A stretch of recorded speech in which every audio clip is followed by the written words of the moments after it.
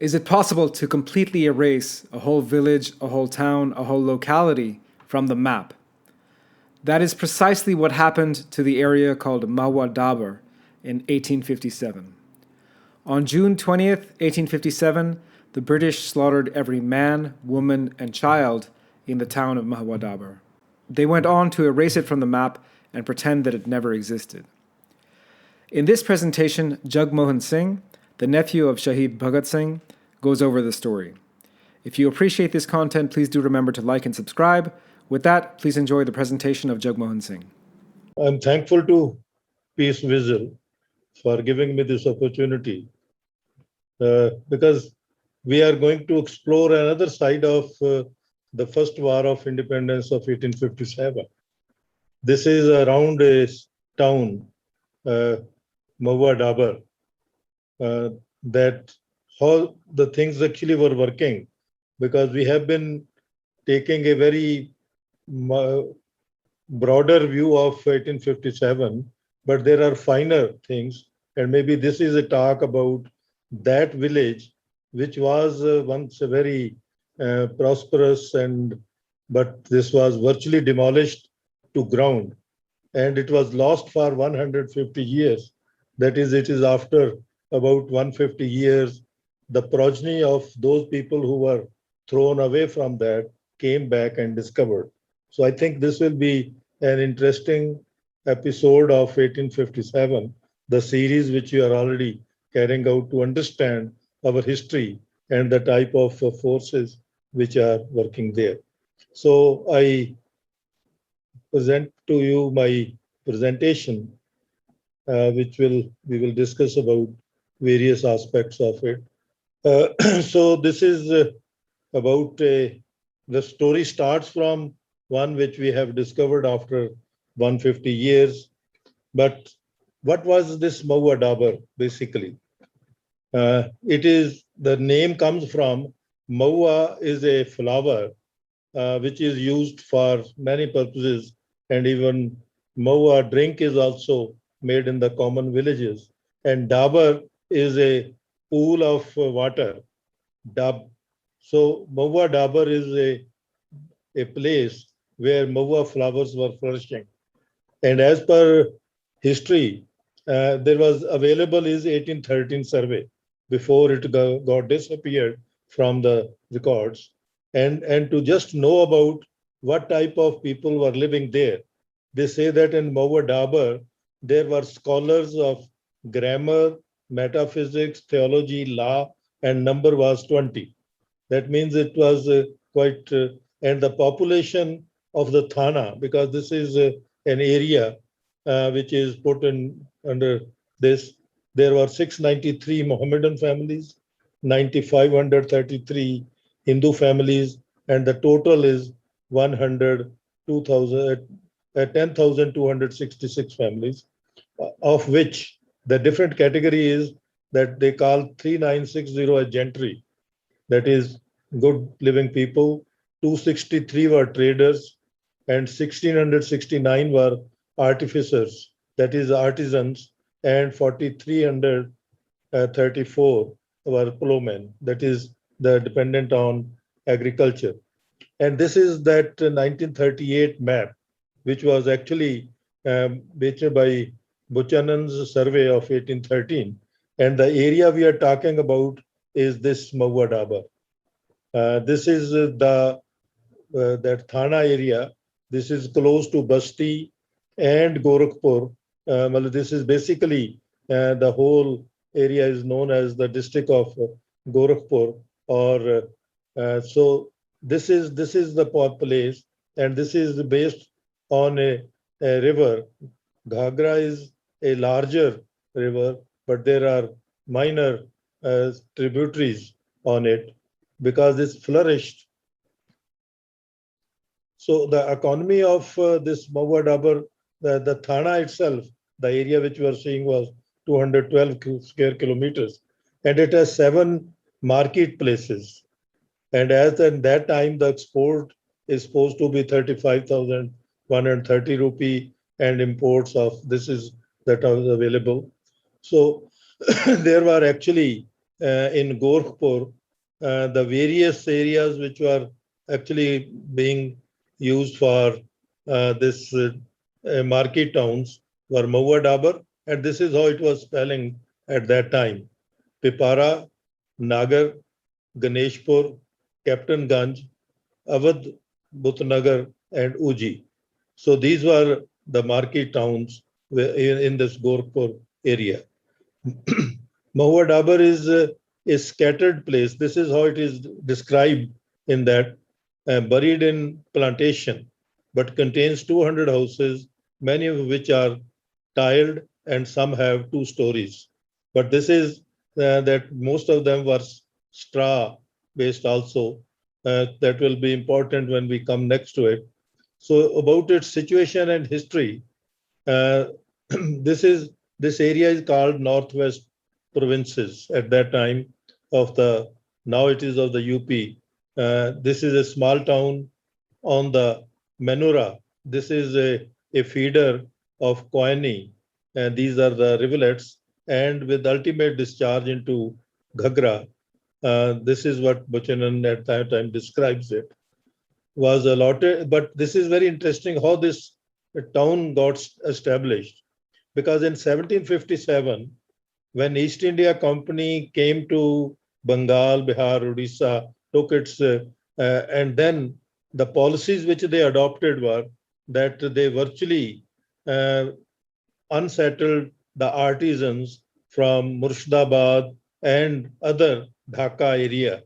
And that was because of the policies. And it is very important that we know that after East India Company's coming there, there was the biggest famine which took place in the area which was politically controlled by East India Company. And that is the called the famine of 1769-70. And it is said that Dhaka, which was of 5 lakh people, was reduced to 50,000, and virtually the streets were white by the bones of the workers. And this virtually made that many of the peoples ran away from that area. So because their handicraft was destroyed, the other thing is, so these artisans which came from there, they actually requested the uh, Nawab of Awadh to give them the place, and being on the rivulet where water was available, so this was allotted to them to do their work. And this is a contemporary description that how Mahadabar was working. Because of that, artisans who shifted from or escaped from East India Company's clutches or destruction, they came here and settled. And this is a very interesting description also from the contemporary, that it is about 8 miles from Captain Ganj. Pictures situated on the bank of Manorma lay the village of Mahua Dabar, then a famed bazaar where Mohammedan cotton printers congregated into large number and drove a thriving trade. So this is how this becomes a very important uh, point. And if we see the current map, we will see that we are talking about this is a Faizabad, this is Basti, this is Gorakhpur.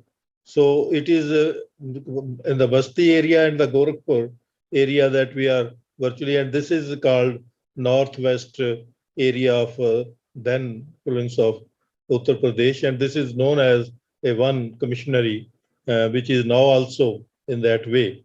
So this is the current. If we want, what we are going to talk about is Faizabad, because the first 1857 bloodless uh, rebel or a revolt took place in Faizabad, out of which the people, the Basti and this Gorakhpur area, because at that time Gorakhpur was there, and there is this Siddharth Nagar, which is actually claimed to be having the birthplace of Buddha in this area. But this is where actually an important city still known as Birdpur. This was a commissioner who virtually gave land grants to the British landlords. And many of those landlords were earlier in the British Isles of West Indies and had a grave, they were slave owners. So they were invited, and this being a very forestry area, the forests were cleared to give them those grants. And these are called bird grants.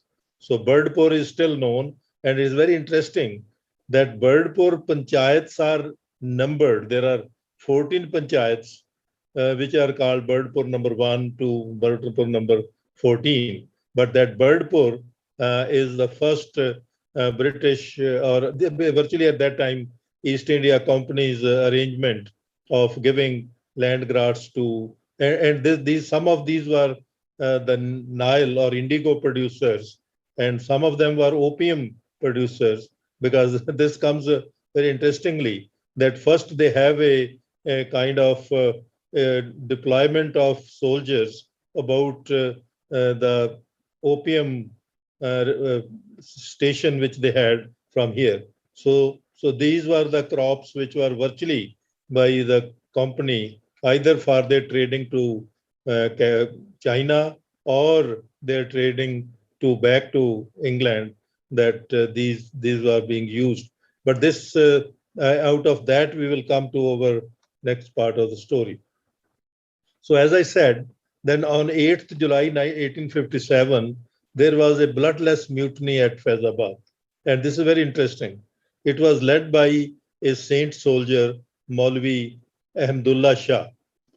Maulvi Ahmdullah Shah kept Faizabad free from East India Company rule for almost 1 year, until his death at the hands of British agents, because he wanted to build a big cooperation between the various ruling peoples, and he wanted to meet, to go to Shahjahanpur, and there the person whom he was to meet actually killed him and handed over his head to the East India Company officers. But another interesting thing is that in this mutiny of Faizabad, Subedar Dalip Singh was in charge of artillery, and the contemporary records say that he is the prime mover of mutiny as per company officer's record. So there is interesting. He very politely um, took charge of the artillery and asked all those British officers to go and be in the guard lines. And then in the morning, he provided them boats for safe uh, travel out of his area. And out of this, there were 4 boats which were virtually there. They happened different things with them. But out of this, 5 of those fugitives, or those who were running, of different British officers, they were intercepted at Mahua Dabar. And this is where that story comes. So at that time, there is a Nazim Sayyid Muhammad Hussain Khan. He kept his title because he was earlier appointed Nazim by the Nawab of Awadh, and he was that area ruler. At one part, he is saving those Britishers, officers, a colonel and his family.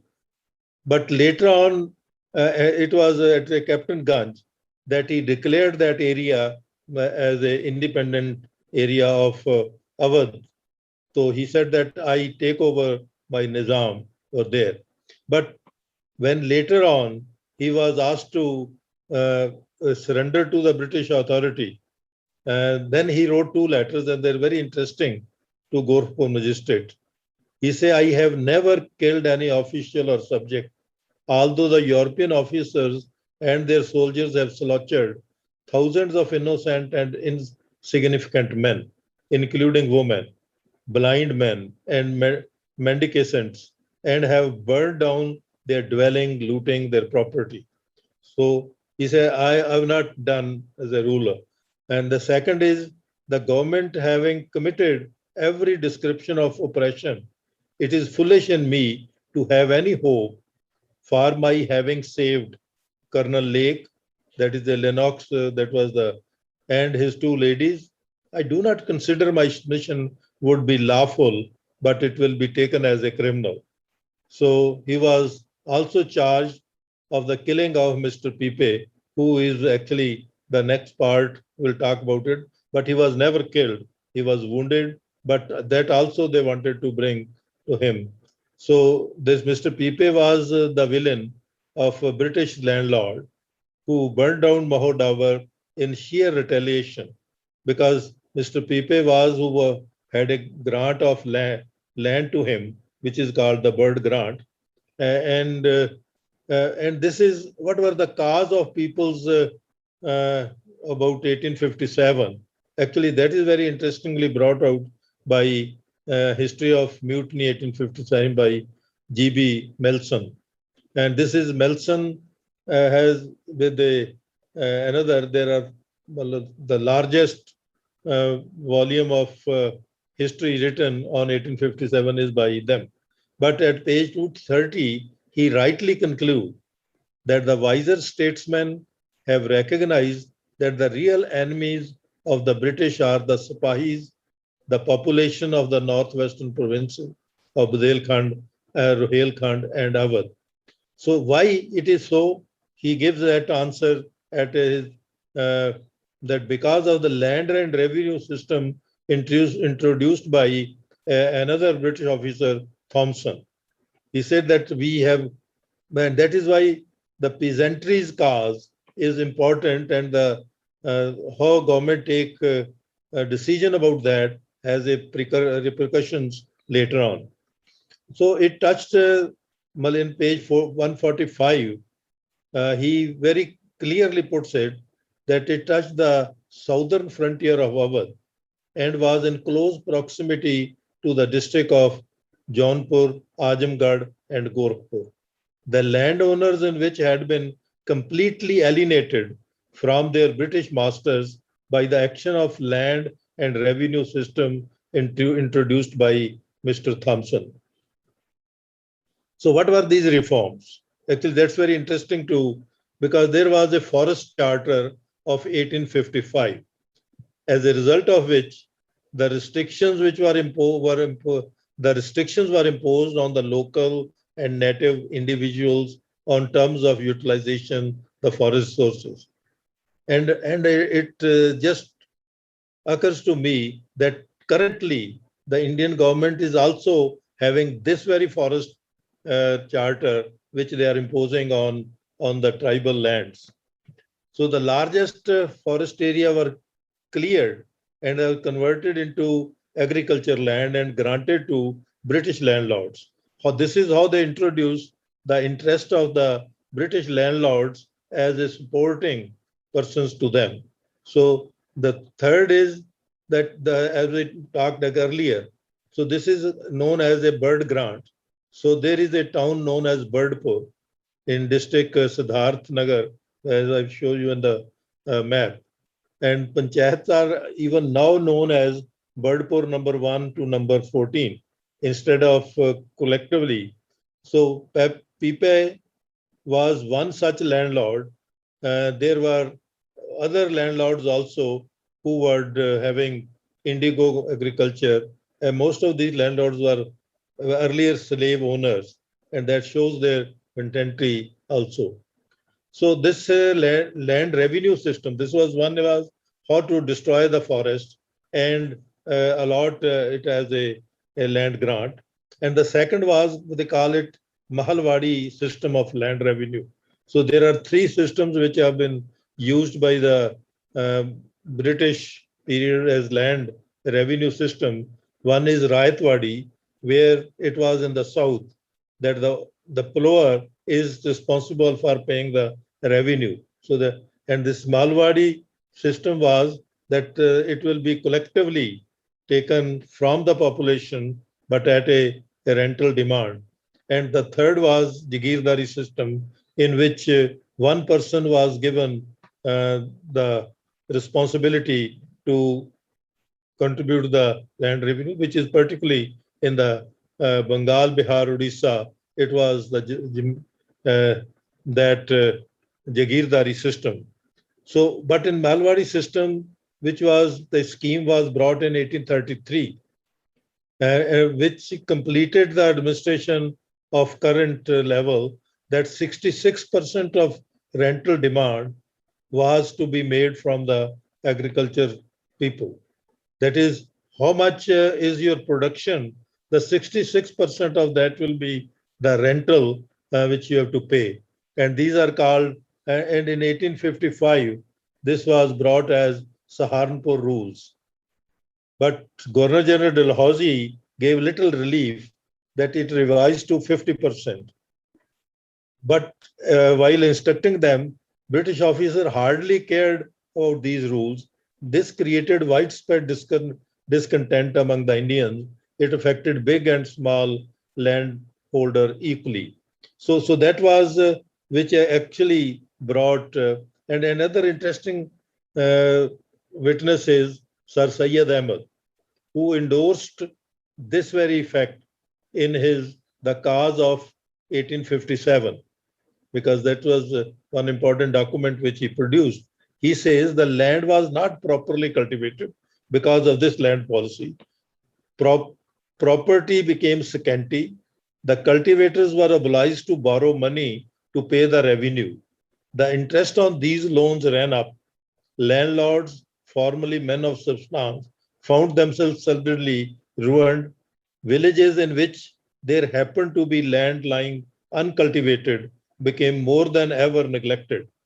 Mr. Thompson, in paragraph 64 of his directions to settlement officers, says that the settlements under Regulation 9 of 1833 were light on good villagers but pressed heavily on poorer ones.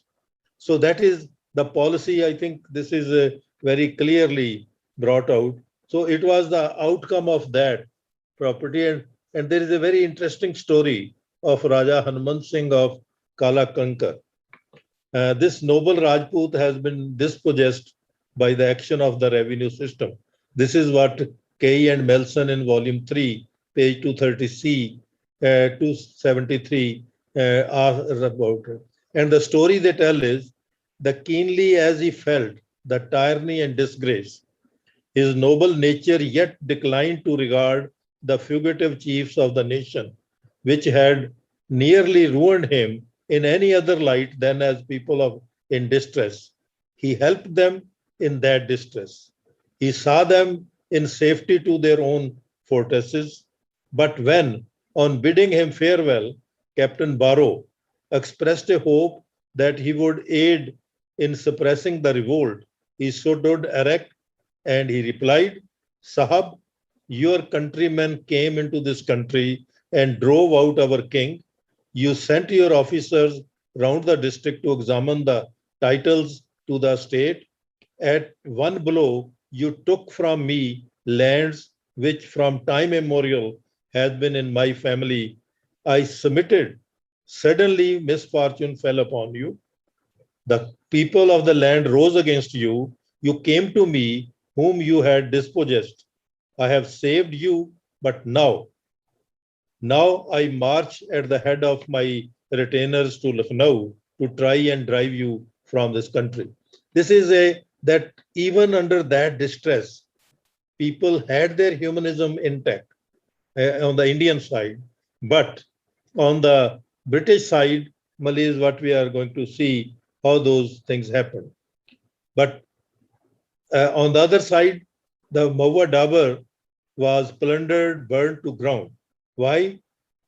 Because 5 of those British soldiers who were given a safe way out from Faizabad wandered into this village, and on villagers were in revolt. And let us understand also the 5th June, the close by Ajamgarh has also revolted. And on 10th of July, out of these 5, 1 was saved, but 4 of them were killed in that battle with the people. So, but William Pepe, who was a landlord, and slaveholder volunteered to be deputy magistrate in the connivance of Mr. W.S. Peterson, who was the collector of Gorakhpur. But he takes a decision that in retaliation of 4 persons being killed, the whole village will be destroyed. And on 3rd July 1857, the village was destroyed. And about this, the officiating commissioner, Weinward, appreciates Mr. Pipe. On 29th June 1857, his correspondence reads like this. I have the honor to acknowledge the receipt of your letter to Mr. Peterson. He is writing to Mr. Pipe, dated 27th June, informing him of your having the assistance of 300 men supplied by uh, Sturdil Mishra, the name is not very clear, and Karinda. Karinda is a just local representative of the Basti Raj. Basti is a very important area. Burned down the houses of Bhairao, Bhan Singh, and Devi Dayal Singh of the village of Sansarpur, whom you had summoned but who had refused to come to you or to reply to your letter.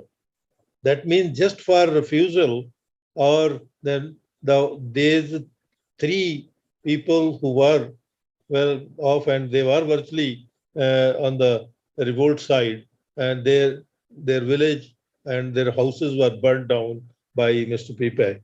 And this was, and he further acknowledges that few days after this, I went and burned down the village of Tilja. This is a 19 kilometer from to the northeast of Basti, where I was fired upon and had 2 men wounded. That part of the district assuming some appearance of quietude, I was allowed to return to my own property, which I did on 29th July 1857. So he is in one way mastering over destruction of and looting of the villages and virtually converting the village into a land which finally could be gifted to the British landlords or those who have supported the British from there. The, the freedom struggle against the British in the area was led by, this is another Rani Tohari Kumari of Amroha, Raja Uday Pratap of Nagar, and Shiv Gulam Singh of Athadama. They were opposed by the Tahsildar of Basti, who vowed that the lands of rebels would be confiscated.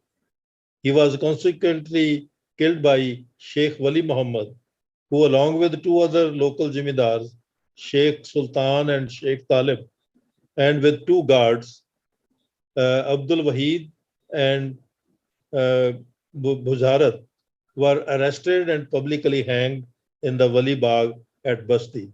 So this is what was going on over there, that peoples were, the movement was much broader because of the basis which was there, of their genuine basis of being virtually brought to dust by the revenue and forest system, both ecologically as well as them.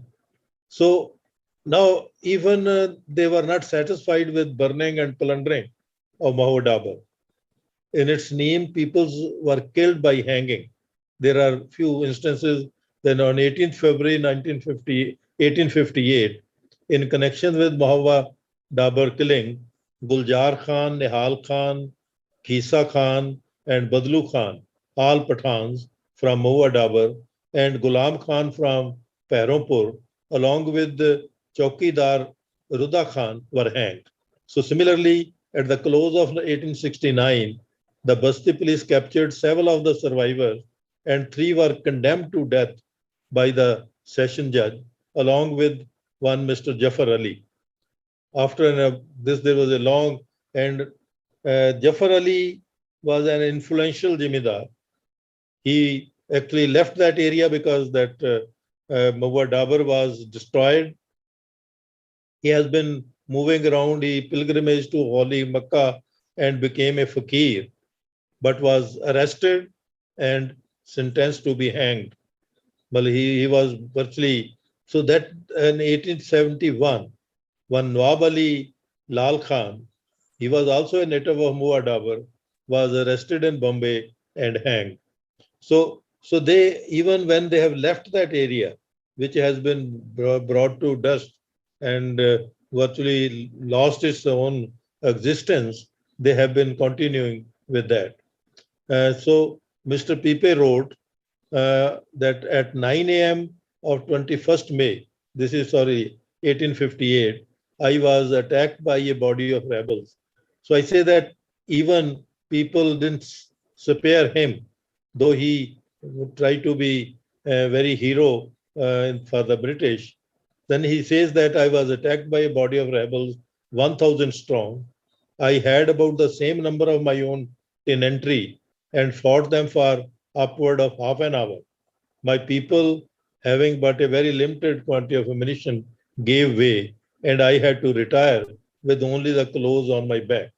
I lost 5 men killed and wounded. There were several. A few days before this, my own spies brought me word that the spies would give up Mahmud Hussain to me if I would promise them forgiveness. I informed the commissioner of this and he telegraphed up to Allahabad. But before the answer arrived, I was driven out, and as also the Bansi Raja and the rebels were then in full possession of Bansi. So that area, so this is his own confession that after all that macho manship which he showed by burning number of villages, he was punished by the people. And there is a very interesting further records which talk about that. That on 21st, Mr. Pipe, the deputy magistrate, because he was honorary deputy magistrate, was attacked in his factory at Birdpur, 13 miles northeast of Bansi, by a band of about 1,000 armed men, headed by Nichilo Raja and Mohammedan Talukdar of the Utrowala in Awadh. His men, after a brief resistance, deserted him, and he was compelled to fly with two other Europeans into Gorakhpur. As it is remarkable that they, the rebels, took care to distinguish Mr. Pipe's property from that of Mr. Palmer's, destroying only the former. This is that people use discretion because of the Pipe's that attitude which he has progressed and has been attacking the people's right, their properties. It was only his property that was attacked. There was a side by Mr. Palmer, who was also a British landlord. He was spared. And then, after setting fire to Birdpur House, the insurgent returned to Muhammad Hussain at Kamsar. Plunder does not seem to have been their object, for they took away nothing except a mound of or two of the rice for their breakfast. So this is another interesting part that people punished Mr. Pepe and without even that plundering which we normally, but this is one of the truth which comes from there. So he also writes to, because later on he wanted concessions for him, which was not granted by the British government because on 1st November the hands were changed. The East India Company was debarred, but at the same time the direct rule started, and the rules also. But he has been making appeals of that I have lost, and this is one of that part of out of one of his appeal, that I have been knocked off my horse by rebels and very nearly lost my life, having been wounded, though happily slightly. It might have turned about otherwise. My house was been burned and plundered several times. Again, on 12th June 1859, I was attacked by 50 spies. That means even up to 1859, the people were in in that mode of their struggle for their freedom, had to escape with nothing but my life. My property and horses and money have been lost to me. So that was so. I think there's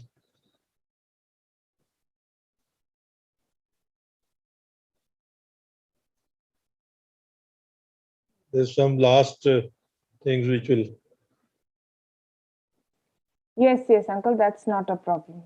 And Yeah. then, uncle, then you can remove the slide, and if you want to conclude anything, you can No, do that will that. I'll do, but I still have, I think, Y- some slides left. Or Yes, let me yes. check that. Yeah. I think that was the last. So I can.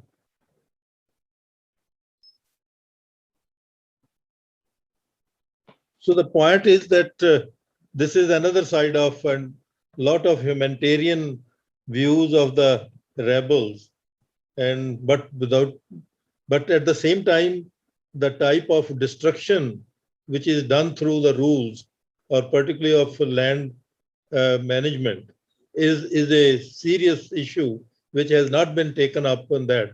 Because why? The Jimidar and the common peasant is fighting at one place, because both have been, the suffrage has come to them. And this has been repeated in the British rules also, direct British rule.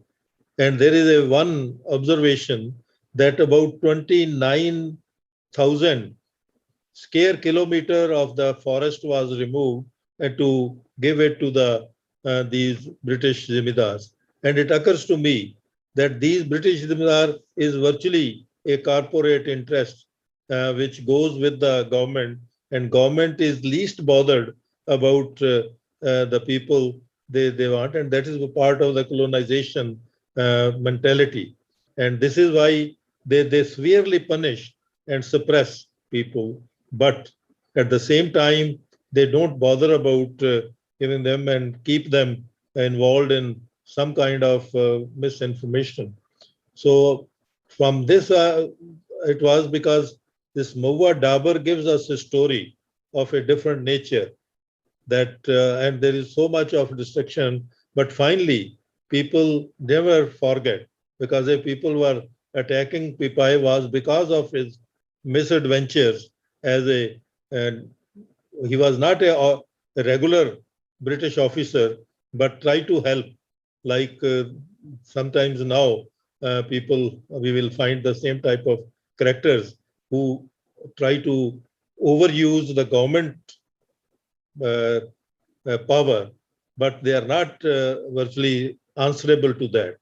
So this is, I think, which is that one part is that there's a land revenue system which created a situation, and this is the area, as the Melson himself says, it is the Awadh is the Lucknow area, and this Gorakhpur, this Basti area is Awadh, and Rohelkhand is the Bareilly area, and Bundelkhand is the Jhansi area.